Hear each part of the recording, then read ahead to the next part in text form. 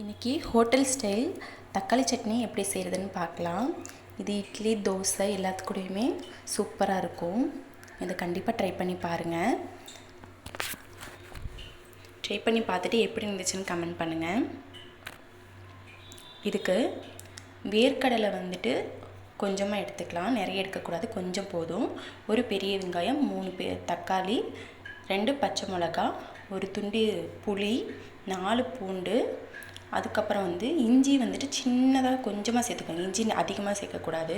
இப்போ இது எல்லாத்தையும் வறுத்து எடுத்துக்கலாம். கொஞ்சமாக ஆயில் விட்டுட்டு வேர்க்கடலை ஃபஸ்ட்டு சேர்த்துட்டு வறுத்துக்கலாம். வேர்க்கடலை அதிகமாக சேர்த்திங்கன்னா டேஸ்ட்டு மாறிடும், கொஞ்சமாக சேர்த்திங்கன்னா போதும். இஞ்சியும் வேர்க்கடலையும் ரொம்பவுமே கம்மியாக சேர்த்துக்கோங்க. இதை நல்லா வதக்கி விட்டுக்கலாம். இப்போ இது கூடவே 4 பல் பூண்டு, ஒரு துண்டு இஞ்சி சேர்த்துக்கலாம்.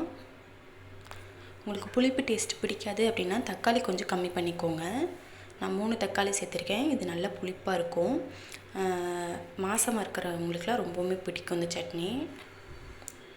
இப்போ இதை நல்லா வதக்கி விட்டுக்கலாம்.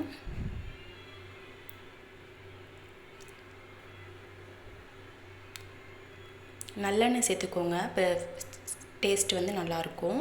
இப்போ இது கூடவே ஒரு பெரிய வெங்காயத்தை நீல வாக்கில் கட் பண்ணிவிட்டு சேர்த்துக்கலாம்.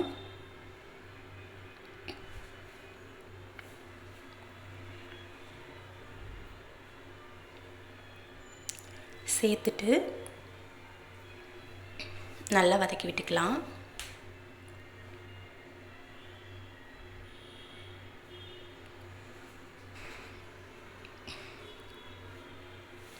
இது ஓரளவுக்கு நல்லா வதங்கினதுக்கப்புறமா நம்ம உப்பு கொஞ்சமாக சேர்த்துக்கலாம் வெங்காயம் வதங்கிறதுக்கு.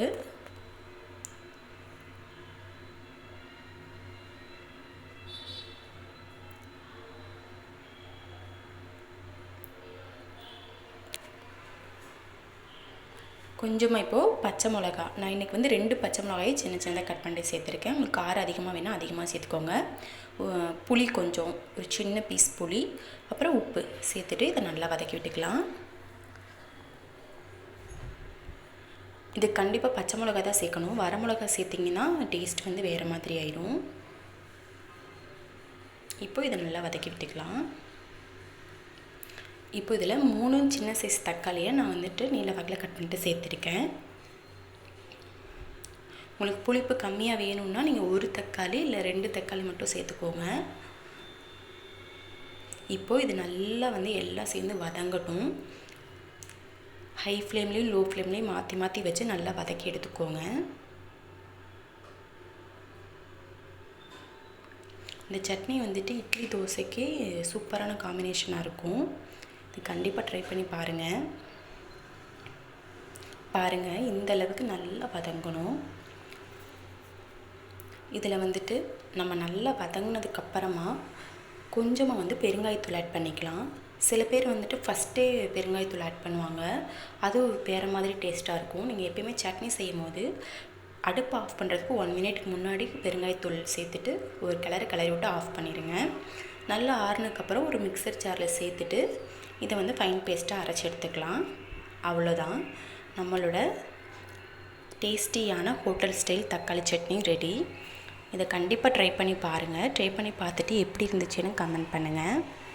அப்புறம் நம்மளோட சேனலை சப்ஸ்கிரைப் பண்ணிக்கோங்க. இந்த வீடியோ பிடிச்சிருந்துச்சுன்னா லைக் பண்ணுங்கள், கமெண்ட் பண்ணுங்கள் அண்ட் ஷேர் பண்ணுங்கள்.